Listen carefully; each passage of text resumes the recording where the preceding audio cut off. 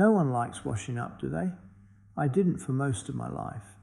But since I was diagnosed with MND, I now enjoy it. Why? Watch along and you'll find out. I'm Mike, and I was diagnosed with MND nearly 4 years ago.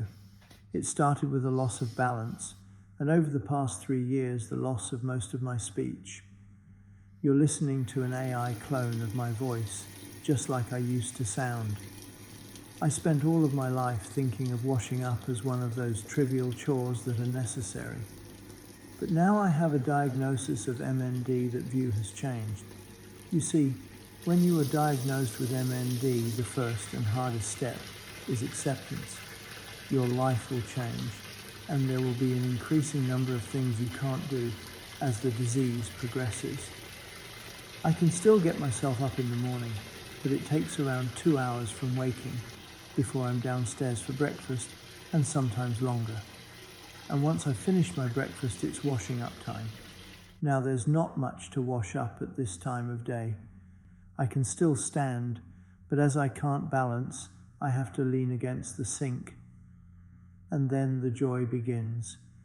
It's just wonderful to immerse my hands in the warm water, and I have 10 or so minutes to myself. Most days at breakfast time, I'm looking out of the window at our garden. The birds are normally at the feeders my wife has filled up. There's a robin and a couple of blue tits.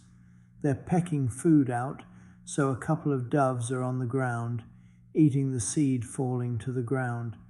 Over under the tree, one of the blackbirds is pecking at the ground looking for bugs, and here comes the naughty squirrel, hanging from the bird table, helping himself to the bird food.